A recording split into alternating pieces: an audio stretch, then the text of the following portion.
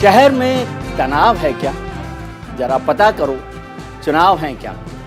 शहरों में मंदिर मस्जिद का मौसम है, गांव चलो आम और लीचियों का सीजन है।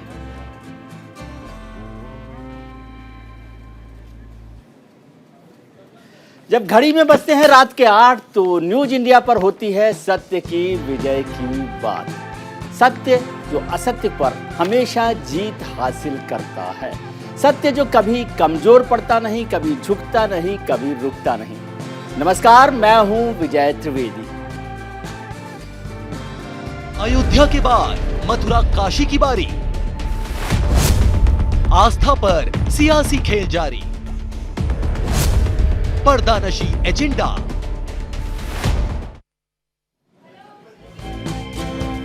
आज चर्चा करेंगे हम ज्ञानवापी मस्जिद मथुरा को लेकर जो विवाद चल रहे हैं उस सब पर, लेकिन उससे ज्यादा महत्वपूर्ण बात है the places of worship act, यानी उपासना स्थल को लेकर जो कानून बना है उस पर हम चर्चा करेंगे और उससे किस तरह की सियासत हो रही है। 1991 से जब ये कानून बना तब से लेकर अब तक इस मैदान में किस तरह की सियासत हो रही है। देश की सुप्रीम कोर्ट की अदालत में दलीलें चल रही हैं। मुस्लिम पक्ष इसी एक्ट को लेकर अपने दावे को मजबूत कर रहा है, वहीं हिंदू पक्ष की इस मामले में कुछ अलग दलीलें हैं। आइए आपको बताते हैं कि आखिर क्या है the places of worship act 1991।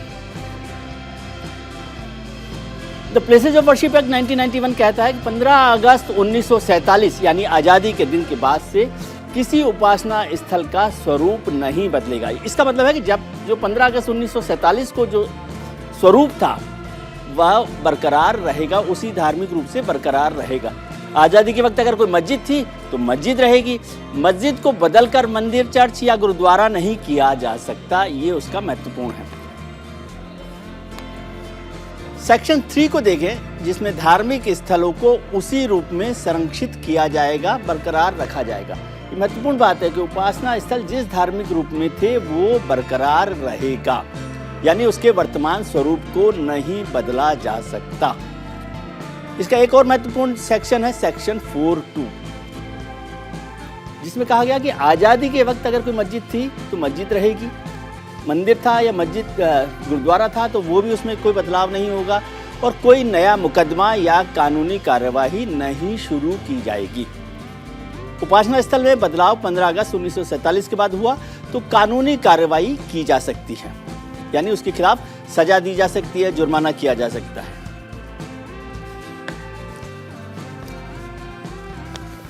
एक और मसला है राम जन्मभूमि को लेकर जो बात हो रही थी उसको लेकर भी बात हो रही है, लेकिन पहले आप ये देख लें कि सेक्शन 3 जो है वो कहता है कि धार्मिक स्थलों को उसी रूप में संरक्षित किया जाएगा। ये बहुत महत्वपूर्ण सेक्शन है। 2 सेक्शन महत्वपूर्ण है प्लेसेस ऑफ वर्शिप एक्ट के, जिस पर डिबेट हो रही है, जिस पर चर्चा चल रही है, वो है एक सेक्शन 3 जिसमें कहा गया है कि धार्मिक स्थलों को उसी रूप में संरक्षित किया जाएगा। जी जी,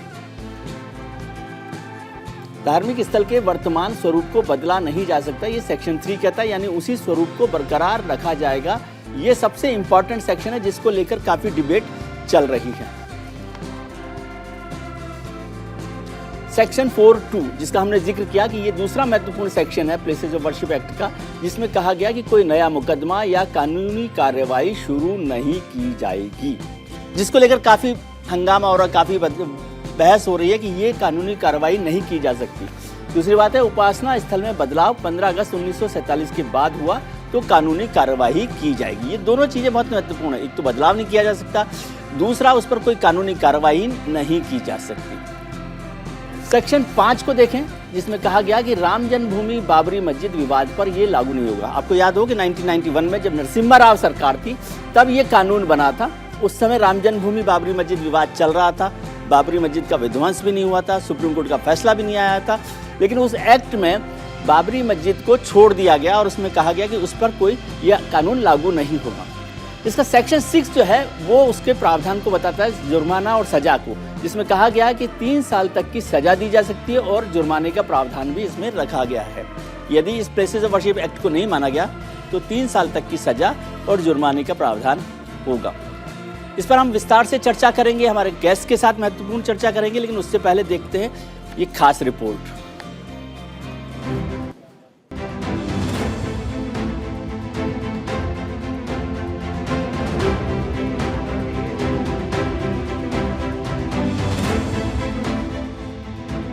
1947 का साल हमारे देश यानी इतिहास को रचने की शुरुआत पर था।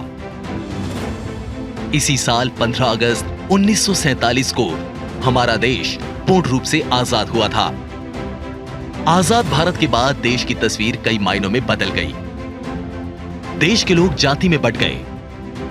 देश के लोगों के बीच जाति की एक दीवार खड़ी हो गई। वर्तमान भारत में भी मुस्लिम आबादी काफी तेजी से बढ़ रही है। 1947 में विभाजन के बाद देश में जो मुस्लिम आबादी लगभग 10% थी, वो वर्तमान भारत में मुस्लिम आबादी लगभग 15% तक हो चुकी है। जिस किसी भी देश में एक आबादी 40% से ज्यादा हो जाती है, उस देश में विभाजन जैसी समस्या मुंह बाए खड़ी हो जाती है, जैसा कि 1947 में हुआ था। 1947 में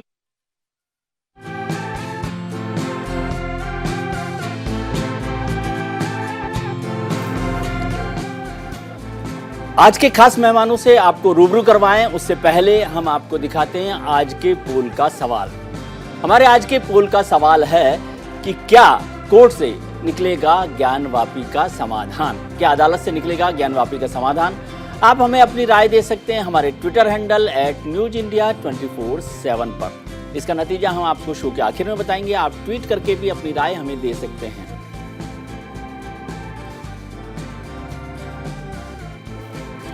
आज इसी मुद्दे पर चर्चा करने के लिए हमारे साथ जुड़ रहे हैं विश्व हिंदू परिषद के इंटरनेशनल जॉइंट जनरल सेक्रेटरी यानी अंतर्राष्ट्रीय संयुक्त महासचिव सुरेंद्र कुमार जैन साहब, और 8:30 बजे से हमारे साथ जुड़ेंगे स्वराज इंडिया के सह संस्थापक योगेंद्र यादव साहब। जैन साहब, आपका बहुत बहुत स्वागत है न्यूज इंडिया पर। आप बहुत लंबे समय से पूरा आंदोलन को देख रहे हैं, विश्व हिंदू परिषद को देख रहे हैं। उससे पहले आप बजरंग दल में भी जुड़े रहे, बजरंग दल के अध्यक्ष भी रहे। राम जन्मभूमि आंदोलन में आपकी महत्वपूर्ण भूमिका रही। सर, अभी आपको क्या लगता है, क्या राम जन्मभूमि आंदोलन और ज्ञानवापी का जो मुद्दा है उसको एक तरीके से जोड़कर देखा जा सकता है? जितने भी हमारे मंदिर तोड़कर किसी भी आक्रमणकारी ने मस्जिद बनाई या उसके अवशेषों का अपमान किया जी, वो किसी भी देश के लिए दुर्भाग्यजनक था। और स्वयं महात्मा गांधी ने कहा, ये गुलामी के अवशेष हैं, इनको हटाया जाए। और इसीलिए जैसे ही देश आजाद हुआ, आपको स्मरण होगा विजय कि सरदार पटेल ने गजनी के बनाए हुए स्मारक को हटाकर पवित्र सोमनाथ का मंदिर बनाया जी, इसका प्रयास किया और वो सफल हुआ। स्वयं महात्मा गांधी ने इसके लिए सहमति व्यक्त की। आजादी के बाद होना यही चाहिए था, चाहे वो राम जन्मभूमि हो, चाहे वो कृष्ण जन्मभूमि हो, चाहे वो काशी विश्वनाथ हो या कोई और हो, उन सब पर से मुस्लिम समाज को अपना दावा हटा देना चाहिए और हिंदू समाज के हवाले कर देना जी। क्या दिल्ली के अंदर जार्ज पंचम की मूर्ति नहीं हटी? क्या रानी विक्टोरिया की मूर्ति नहीं हटी? आज वो सब हटकर वहां राष्ट्रीय गौरव के प्रतीक को स्थापित किया गया। ये एक स्वाभाविक प्रक्रिया है जो हर देश में चलती है जी, भारत में भी चलती है। लेकिन दुर्भाग्य, मुस्लिम तुष्टीकरण की नीति के कारण से भारत के सेकुलर पॉलिटिशियंस ने भारत के मुस्लिम समाज को उन विदेशी आक्रमणकारियों के साथ जोड़ दिया जिनका पहला शिकार भारत मुस्लिम समाज था जी। और इसीलिए वो खड़ा हो गया उनके साथ में, और उनको खुश करने के लिए हमारा सेकुलर वर्ग भी उनके साथ खड़ा हुआ दिखाई दिया जी। हमारी मांग देश की संस्थाओं की केवल यही थी। लाखों मंदिर तोड़े हैं भाई, केवल 3 स्थान दे जो महत्वपूर्ण है। हम भुला सकते हैं बाकी चीजों को, लेकिन एक मौका मिला था मुस्लिम समाज के नेताओं को, आगे बढ़ना चाहिए था और ये हवाले कर देने चाहिए, लेकिन ये मौका वो थी जी सर। और अयोध्या को बिल्कुल पता है कि हमको कोर्ट के द्वारा मिला, वो मिलना चाहिए था परस्पर सहमति के द्वारा जी, जिसके लिए हम सब तरह के थे। जी, आपने 2 बातें कही कि एक तो कि मुगल जो आक्रांता हैं उनको मुसलमानों के साथ जोड़ के नहीं देखना चाहिए, इस पर चर्चा करेंगे। लेकिन आपने जो बात कही कि हम दो स्थलों को मुस्लिम आक्रमणकारी। हाँ बिल्कुल ठीक है। हाँ, आक्रमणकारियों को मौजूदा जो हमारा माइनॉरिटी है उसके साथ नहीं जोड़ना चाहिए, इस पर हम चर्चा करेंगे। लेकिन आपने कहा कि दो और राम जन्मभूमि के अलावा काशी और मथुरा को लेकर दोनों स्थानों को छोड़ देना चाहिए। यह एक मांग है हमारी, आपकी जो मांग है खासतौर से कि ज्ञानवापी को लेकर या मथुरा के श्री कृष्ण जन्मभूमि को लेकर। जब राम जन्मभूमि का सर, मैं थोड़ा सा आपको याद दिलाना चाहता हूँ, जब श्री राम जन्मभूमि का फैसला आया और उसके बाद जब मंदिर निर्माण का कार्य भी शुरू हुआ, उस दौरान प्रधानमंत्री नरेंद्र मोदी जी ने कहा कि अब हमें आगे बढ़ना चाहिए, इस विवाद पर अब विराम लगाना चाहिए, राम जन्मभूमि का मंदिर का निर्माण शुरू हो और देश आगे बढ़े। करीब करीब ऐसी की ऐसी बात वर्बेटम समझ लीजिए, राष्ट्रीय स्वयंसेवक संघ के सरसंघ चालक डॉक्टर मोहन भागवत ने भी कहा था कि हम राम जन्मभूमि को बहुत आस्था का विषय मानते हैं, उस विषय पर काम होना चाहिए था, वो हो गया है और अब हमें सबको मिलकर आगे चलना चाहिए। क्या मैं ये समझूं कि आप इस रास्ते से अलग चलना चाहते हैं या इसको समझने में मुझे भूल हुई है? दोनों बातें आप कर सकते हैं। नहीं विजय, पहले तो ये समझना चाहिए कि काशी विश्वनाथ के विषय को किसने, ये विश्व हिंदू परिषद ने नहीं, अभी इस वर्तमान में कौन गया, तो कोर्ट के अंदर जाने वाली महिलाएं थी जो वहां पर पूजा का अधिकार, उन्हीं के विषय को लेकर चल रहा जी। अभी विश्व हिंदू परिषद उस आंदोलन में कहीं नहीं है जी। ये समाज का स्वयं विस्फुट विषय है जी। और पूज्य सरसंघ चालक जी ने या नरेंद्र मोदी जी ने जो कहा वो आगे बढ़ने के लिए, मुझे लगता है सबको मिलकर आगे बढ़ना चाहिए और इन गुलामी के स्मारकों से पीछा छुड़ाकर एक नए भविष्य की रचना, ये बहुत जरूरी है कि मुस्लिम समाज के नेताओं को भी समझें। जी सर, मुझे थोड़ा सा स्पष्ट करें, मुझे समझ में कम आती है बात, क्योंकि कल जब प्रधानमंत्री जी की कार्यकाल के 8 साल पूरे हुए तो भारतीय जनता पार्टी के राष्ट्रीय अध्यक्ष जेपी नड्डा साहब ने 2 बातें कही। एक बात कही कि काशी और मथुरा जो है बीजेपी के एजेंडा पर नहीं है, पहली बात। दूसरी बात उन्होंने कही प्लेसेज ऑफ वर्शिप एक्ट को बदलने का भी इरादा नहीं है। प्लेसेज ऑफ वर्शिप एक्ट पर हम आगे चर्चा करेंगे, तो ये भी बात वही है। इसको मैं ये समझना चाहता हूँ, जब आपने कहा महिलाओं ने इसको चलाया है, तो क्या विश्व हिंदू परिषद उसको साथ देना चाहती है, उसके साथ लड़ना चाहती है या अपने को अलग रखती है इस पूरे मामले से? मैं पहले नड्डा जी के स्टेटमेंट पर चर्चा करूंगा। जी। राम जन्मभूमि का आंदोलन 500 साल से चल रहा है। जी। स्वतंत्र भारत में 1947 से तभी से चल रहा है। जी। विश्व हिंदू परिषद ने 1964 के अंदर इस आंदोलन को 1983 के हाथ में लिया, लेकिन उस समय की भाजपा ने पालमपुर के अधिवेशन में 1989 के अंदर इस आंदोलन के ऊपर प्रस्ताव पास किया। जी।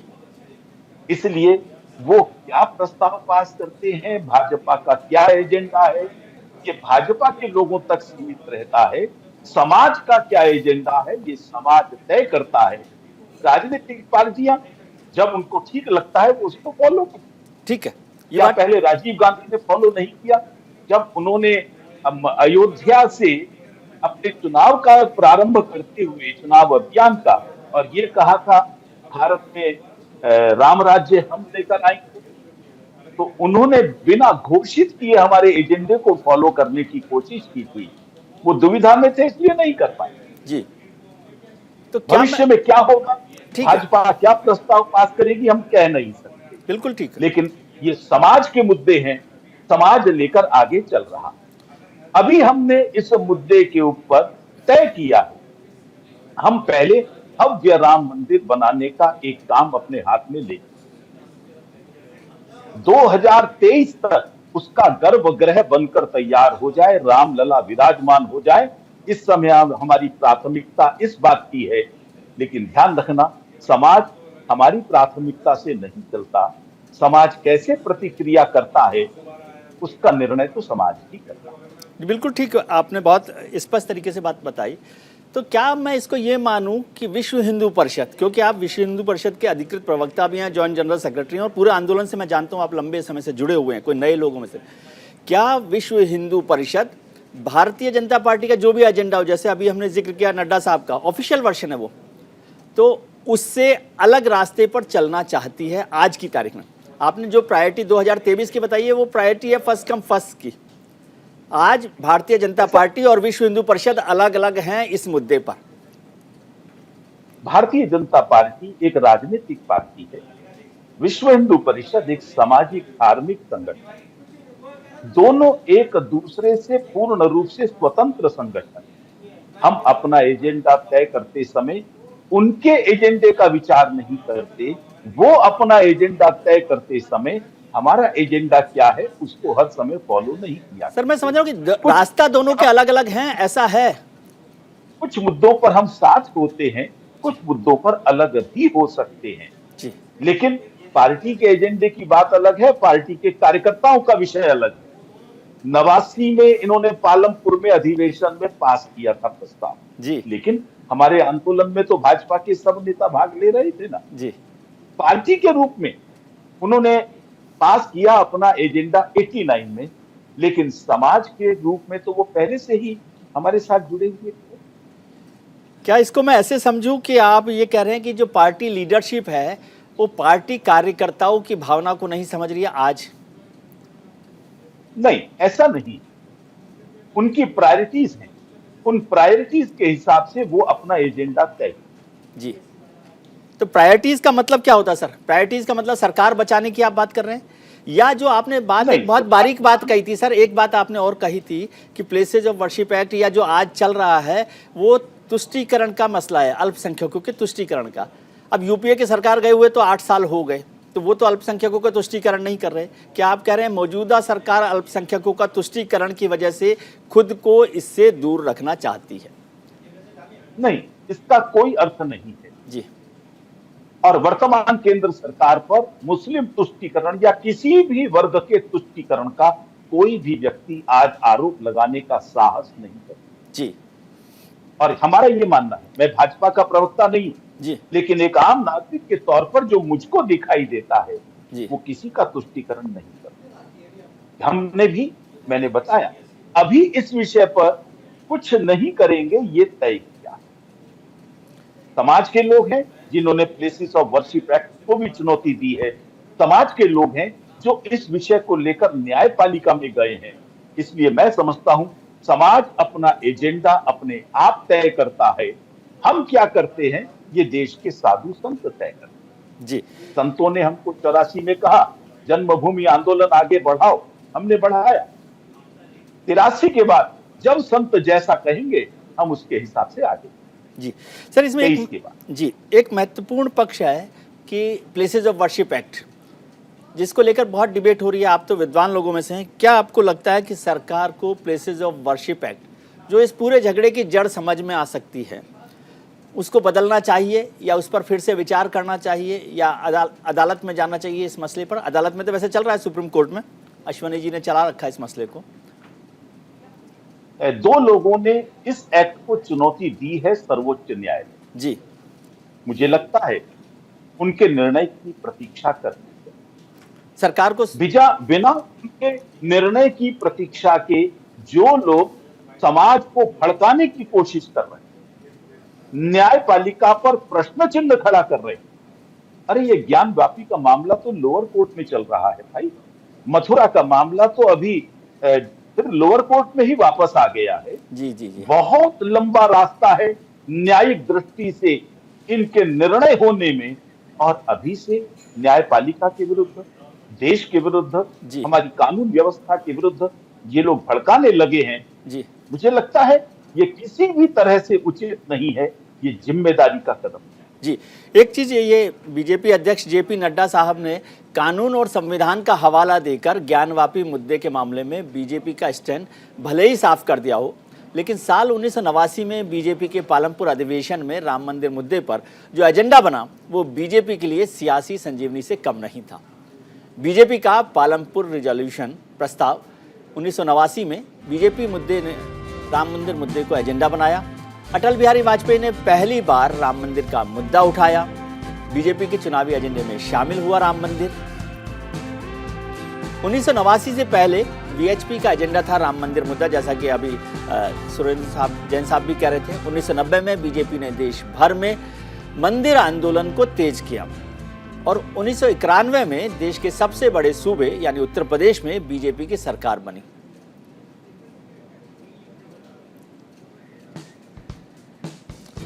फिर जैन साहब, आपने बहुत स्पष्ट तरीके से सारी बात को समझाई, राम जन्मभूमि को। थोड़ा सा मुझे समझाइए कि जब तब के सरसंघ चालक बाला साहब देवरस ने बीजेपी के लीडर से बात की और कहा कि वो पार्टी जो है विश्व हिंदू परिषद के या राम जन्मभूमि आंदोलन में शामिल हो। बीजेपी के नेताओं को लगा कि अगर पार्टी यदि इसमें पॉलिटिकल सपोर्ट नहीं मिलता तो ये आंदोलन बड़ा आंदोलन नहीं होता या वहाँ तक मंजिल तक नहीं पहुँचता। क्या आपको लगता है, एक तो पहली बात ये कि क्या ये बात सही है उनकी सोच?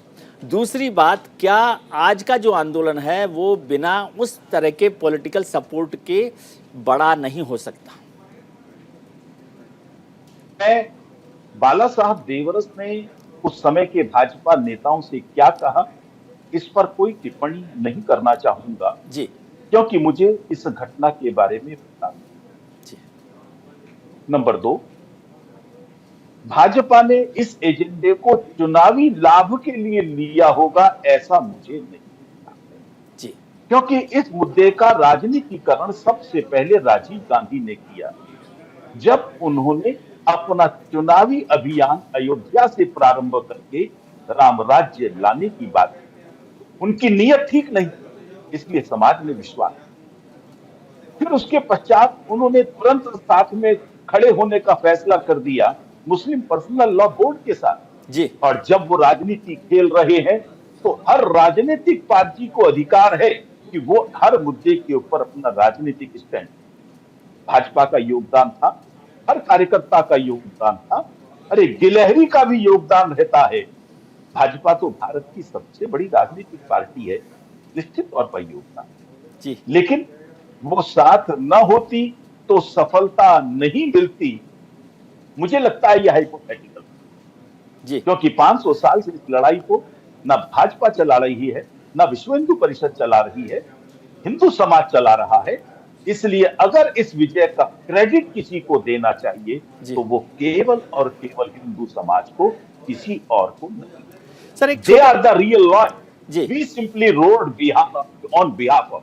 जी सर, एक वक्त नहीं है, एक छोटा सा सवाल मैं आपसे समझना चाहता हूं कि राम जन्मभूमि और काशी का जो ज्ञानवापी मस्जिद वाला मामला, उसमें क्या मोटा फर्क है? क्या ये मसला लैंड का मामला है, मालिकाना हक का मामला है राम जन्मभूमि की तरह से? इस समय जो मामला है 1947 में उसका स्टेटस क्या था, कोर्ट एक तो ये विषय तय करेगी वहां पूजा होती थी या नहीं होती जी। रिकॉर्ड्स बताते हैं कि 1992 तक वहां निरंतर पूजा होती थी। मुलायम सिंह जी ने, जिन्होंने वो बंद किया श्रृंगार गौरी का जी, उन्होंने रुकवाया। नहीं, मैं तो जानना चाह रहा हूं कि ये क्या मालिकाना हक का मसला तो नहीं है या है?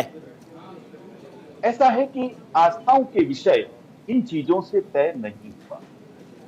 आस्थाओं के विषय आस्थाओं से तय होते हैं और यहाँ तो आस्था नहीं है, यहाँ तो ऐतिहासिक सबूत है जो चीख चीख कर कह रहा है। आखिर मालिकाना हकूक किसका? क्या औरंगजेब का, जिसने मंदिर को तोड़ा? ठीक है, एक लुटेरे का क्या मालिकाना हकूक हो सकता है जी। आज उसने कब्जा किया, वो मालिक बन गया। जो असली मालिक है वो बाद में उसे प्राप्त करके रहता है। औरंगजेब लुटेरा जी। बहुत बहुत शुक्रिया सर आपका, बहुत धन्यवाद, आपने वक्त निकाला इसके लिए, बहुत शुक्रिया। ब्रेक पर जाने का वक्त है, लेकिन ब्रेक पर जाने से पहले आज के पोल का सवाल एक बार फिर आपको बताते हैं। आज के हमारे पोल का सवाल है कि क्या कोर्ट यानी अदालत से निकलेगा ज्ञानवापी का समाधान? आप हमें अपनी राय दे सकते हैं हमारे ट्विटर हैंडल @newsindia247 पर ट्वीट करके भी आप अपनी राय दे सकते हैं कि क्या कोर्ट से निकलेगा ज्ञानवापी का समाधान। ब्रेक का वक्त है, छोटा सा ब्रेक है और ब्रेक के उस पार एक बहुत ही खास मेहमान स्वराज इंडिया के सह संस्थापक योगेंद्र यादव जी भी इस पूरे मसले पर अपनी राय रखेंगे। कहीं मत जाइएगा, तुरंत लौट कर आते हैं। अयोध्या के बाद मथुरा काशी की बारी। आस्था पर सियासी खेल जारी, पर्दानशी एजेंडा।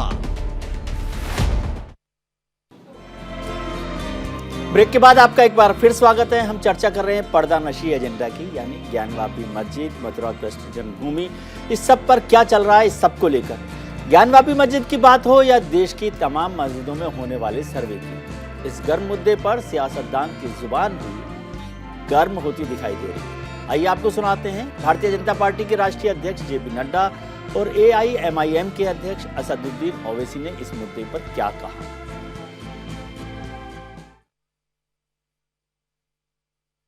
देखिए, सांस्कृतिक विकास की बात हमने की, वो हम हमेशा करते रहे हैं, लेकिन ये इश्यूज जो हैं, ये इश्यूज भारत के संविधान और कोर्ट के तहत होते हैं। तो ये कोर्ट और संविधान तय करेगा, भारतीय जनता पार्टी उसको लेटर ऑफ स्पिरिट में इंप्लीमेंट करती है। ये जो वीडियोस मीडिया में चलाए जा रहे हैं वो बहुत बड़ी गलती कर रहे हैं, क्योंकि सुप्रीम कोर्ट में तो जजेस ने कहा कि मीडिया को नहीं चलाना चाहिए। अब ये सेलेक्टिव लीव कौन दे रहा है? ये तो सुप्रीम कोर्ट के जजेस ने कहा इस बात को। आप लीक कर लो, कुछ भी कर लो, 91 का एक्ट है। 91 के एक्ट के तहत 15 अगस्त 1947 को मस्जिद थी, मस्जिद है और रहेगी। ये तो बात थी राजनेताओं की। जेपी नड्डा साहब और ओवैसी साहब को आपने सुना। कुछ दर्शकों के हमारे पास चुनिंदा ट्वीट्स हैं, वो भी आपको एक बार बता देते हैं। कहा गया है कि अयोध्या के बाद, नूर खान ने लिखा है कि अयोध्या के बाद मथुरा काशी का नारा देश की आवाज से ज्यादा सियासी लगता है। ये नूर खान ने ट्वीट किया है। मयंक ने ट्वीट किया है कि कोर्ट के बाहर जो सियासत की दुकान चल रही है उसका काम केवल लोगों को बांटना है। ये मयंक मिश्रा का है। रमेश भट्ट ने लिखा है पहले सर्वे रिपोर्ट लीक और अब सर्वे का वीडियो लीक कांड का जिम्मेदार कौन? ये सवाल पूछ रहे हैं ट्वीट करके रमेश भट्ट जो है। आपने सुना मस्जिदों पर छिड़ी बहस पर राजनेताओं का क्या कहना है। आइए अब आपको सुनाते हैं कि इस विवाद को लेकर देश के आम आदमी का क्या मानना है। चाहे पूजा कर लो, चाहे बात कर लो, कहीं भी कर लो, आप शीत दिल से मानो। हमारा धर्म ये नहीं कहता कि तुम किसी को है ना तोड़ दो, और ऐसा कोई नहीं किया होगा। क्योंकि मंदिर भी सही है, मस्जिद भी सही है, और दोनों जगह खुदा का ही नाम लिया जाता है। तू ही काबे में है, तू ही काशी में है, हर जगह हो रही है इबादत तेरी। अक्ल वाले सभी जानते हैं तुझे, तू ही रहमान है, तू ही भगवान है। वो तो नाजायज़ है, किसी को मंदिर या मस्जिद तोड़ दिया जाए, चाहे उसको खराब कर दिया जाए, तो गलत है ना, गलत ही होता है। जो जायज़ होना चाहिए, जो चाहे किसी का धर्म हो, धर्म तो धर्म ही होता है।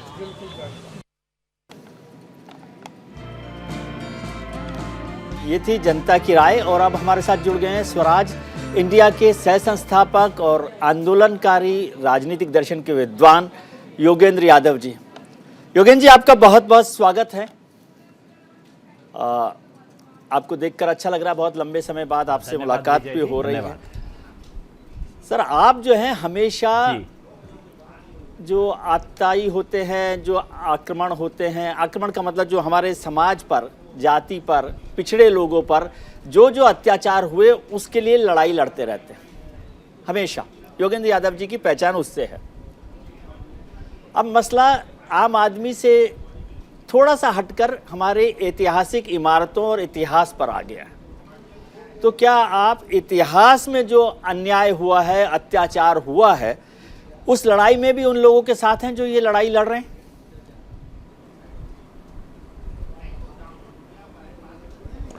विजय जी, बहुत गंभीर सवाल है और मुझे अच्छा लगा कि इस पे तसल्ली से बातचीत करने का हमें मौका है, क्योंकि आमतौर पे इतनी चिल पौ, आरोप प्रत्यारोप और ये सब चलता रहता है। इसलिए हमने आपके साथ आने पे कम से कम ये आश्वासन रहता है कि बातचीत हो पाएगी। जी जी जी जी जी। तो पहली बात ये है कि इतिहास में अगर अन्याय हो तो हम उसके प्रति आंख नहीं मूंद सकते। बिल्कुल सही बात आपने कही। चाहे वो किसी पिछड़े पे हो, चाहे अल्पसंख्यक पे हो, चाहे एक ज़माने में हिंदू पे हुआ हो, इतिहास के अन्याय के प्रति हमें सजग रहना पड़ेगा जी। और इसमें कोई संदेह नहीं है कि जब मुगल राज था या उससे पहले भी कई मुस्लिम राजाओं के ज़मानों में इस तरह की घटनाएं हुई जिसमें मंदिर ढाए गए, मंदिर के ऊपर मस्जिद बनाई गई, बिल्कुल ऐसी घटनाएं हुई। और ऐसा कोई नहीं कह सकता कि चलो हुआ हुआ छोड़ो छोड़ो छोड़ो छोड़ो, ऐसा तो नहीं हो सकता, है ना।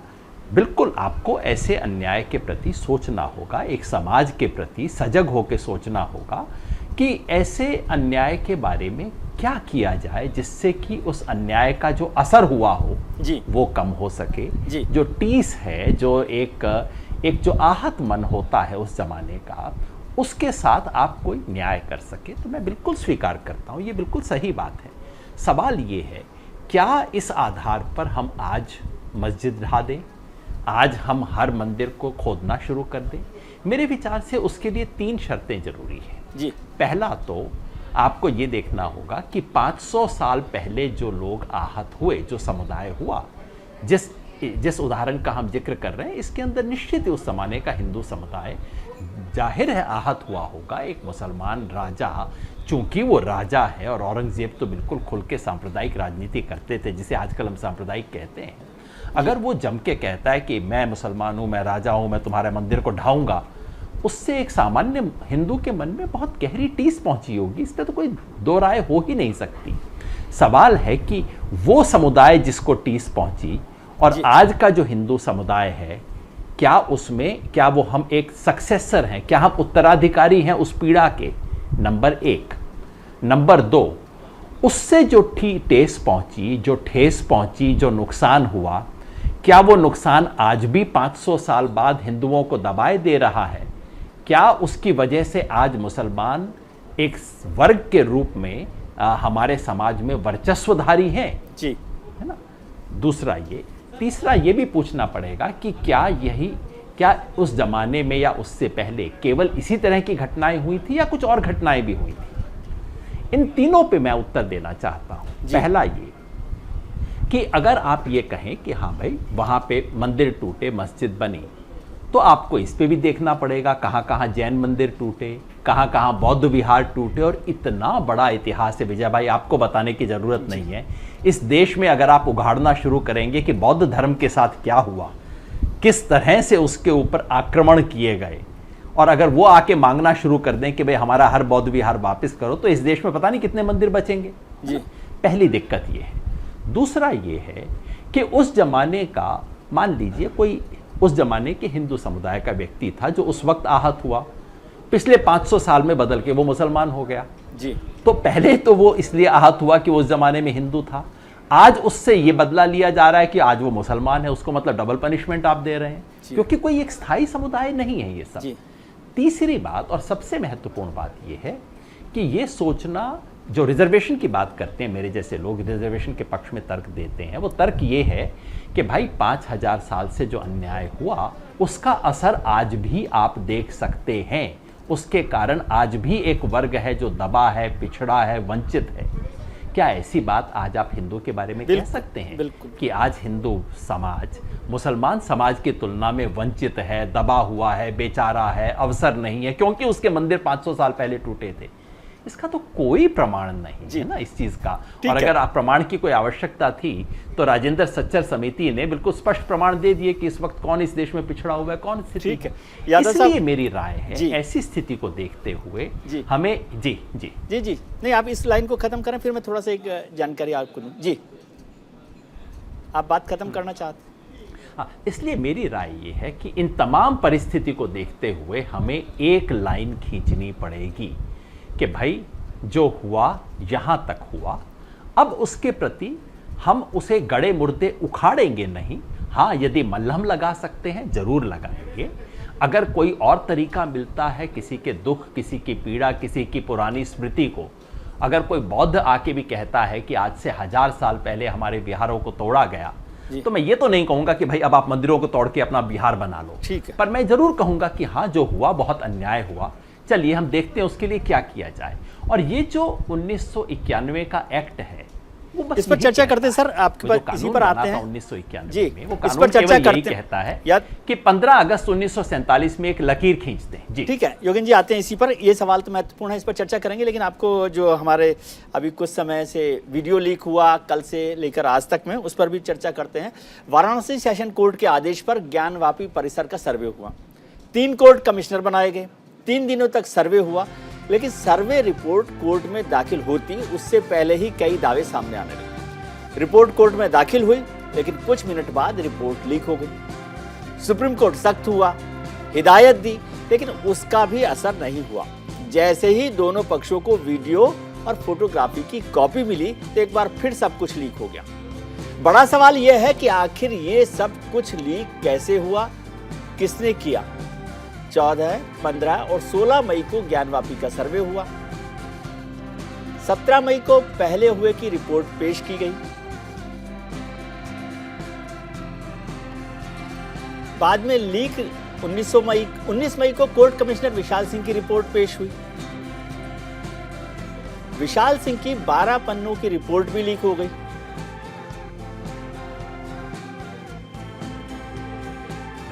ये 19 मई को कोर्ट कमिश्नर विशाल सिंह की रिपोर्ट पेश हुई थी। ये रिपोर्ट जो 12 पन्नों की रिपोर्ट थी वो भी लीक हो गई।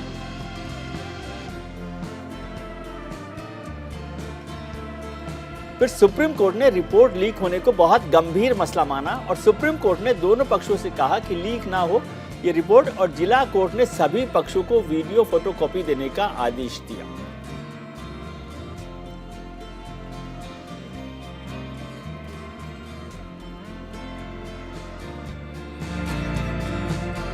फिर 30 मई को सभी पक्षों को वीडियो फोटोकॉपी मिल गई। वीडियो फोटोकॉपी मिलने के कुछ देर बाद ही वो सब कुछ लीक हो गया।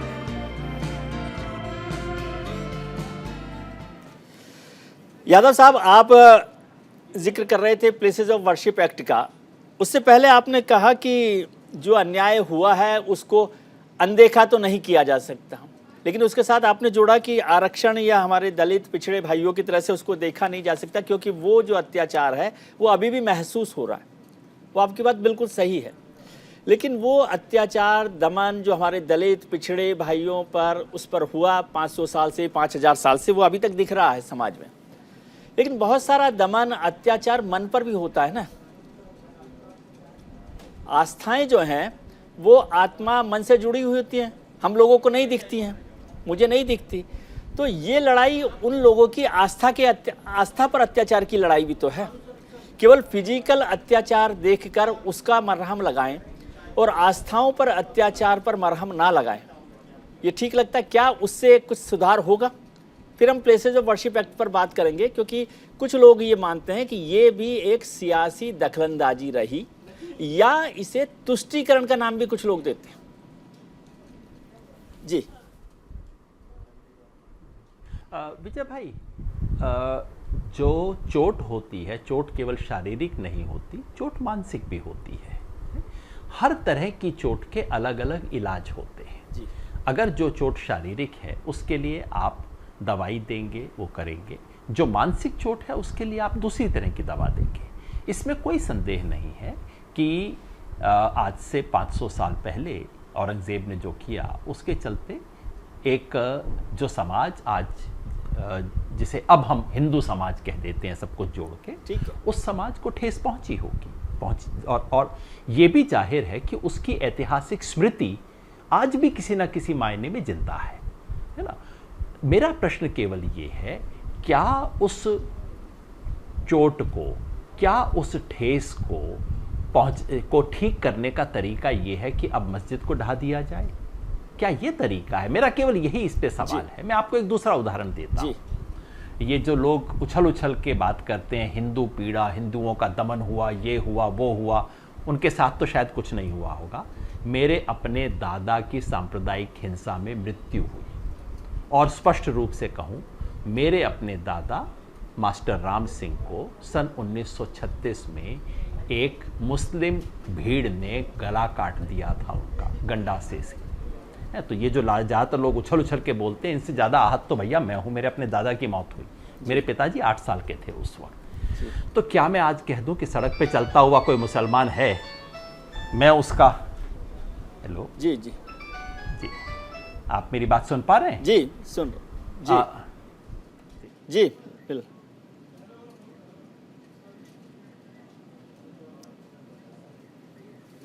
फोन शायद योगेंद्र जी से कनेक्शन हमारा कट गया है, तब तक दिखाते हैं कि संघ के एजेंडे में भले ही राम मंदिर मुद्दा आगे रहा हो, लेकिन संघ ने राम मंदिर से पहले काशी विश्वनाथ मंदिर को अपने एजेंडे में शामिल किया था। 1959 में संघ की अखिल भारतीय प्रतिनिधि सभा की बैठक पहली बार काशी विश्वनाथ का मुद्दा उठा, उसमें प्रस्ताव पारित किया गया। उसके बाद संघ की हर बैठक में इस मुद्दे को उठाने की वकालत होती रही। 1959 में काशी विश्वनाथ मंदिर पर प्रस्ताव पारित हुआ, फिर राम मंदिर पर अयोध्या पर 1987 में संघ में प्रस्ताव लाया गया। फिर 1959, 1987 और 2003 में संघ के एजेंडे में शामिल काशी अखिल भारतीय प्रतिनिधि सभा की बैठक में तीनों मुद्दों पर चर्चा हुई।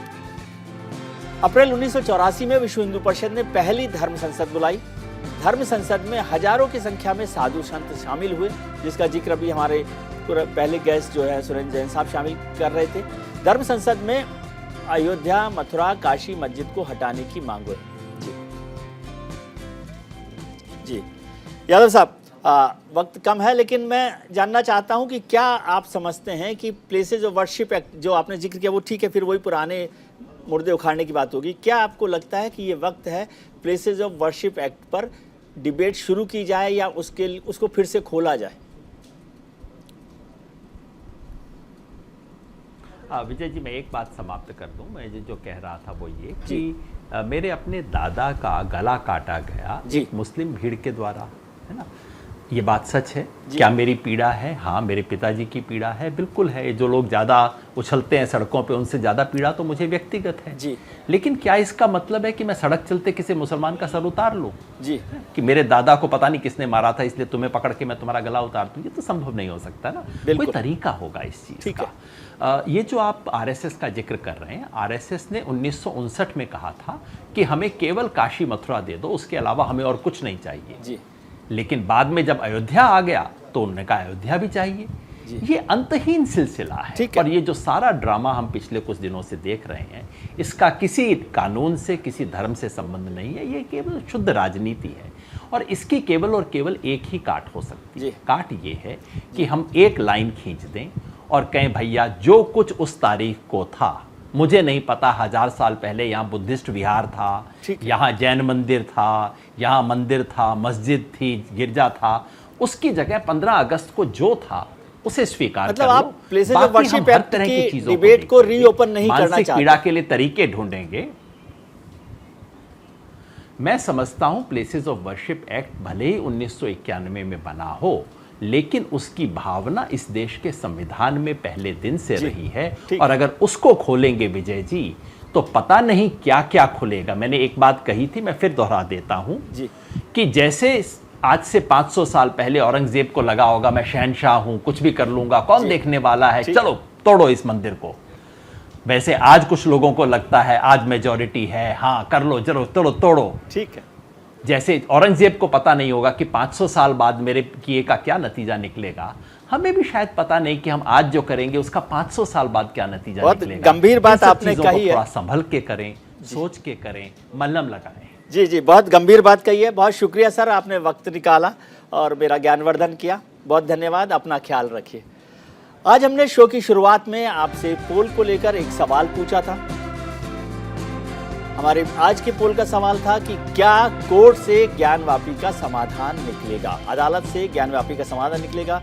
हमारे पास आप लोगों की राय मिली है, उस राय को आपने हम तक पहुंचाया है। उस राय में 77% लोगों ने, 77% लोगों ने हाँ के पक्ष में पोल किया है, जबकि 23% जनता ने ना के पक्ष में पोल किया है। यानी 77% जनता समझती है कि अदालत से इसका मसला निकलेगा। आपने राजनेताओं की बात सुनी, हमारे गेस्ट की बात सुनी, जनता की बात सुनी। अब थोड़ी सी बात, छोटी सी बात मेरी भी सुन लीजिए, यानी विजय व्यू। भगवान की आंख के साथ साथ विज्ञान की आंख इसलिए पहनता हूं ताकि एजेंडा क्लियर रख सकूं, लेकिन मजहबी माहौल में दिमाग की मेमोरी में कुछ इस तरह से फुल हो गई है कि मानो सेंस गायब हो गया।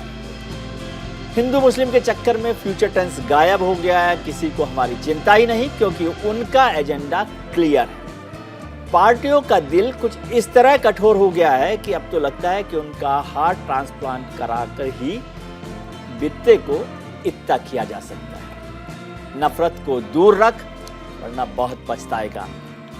प्यार का एसी चला ले, बहुत ठंडक पाएगा।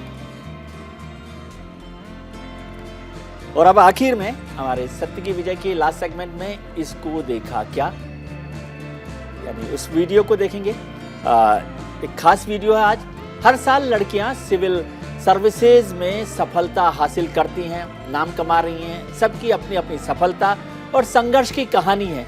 आइए हम आपको मिलाते हैं श्रुति, अंकिता और गामिनी से, जिन्होंने इस बार की सिविल सर्विसेज की परीक्षा को ना सिर्फ पास किया, बल्कि इनकी रैंकिंग भी शानदार रही, अव्वल रही है। आप सबको बहुत बहुत शुभकामनाएं।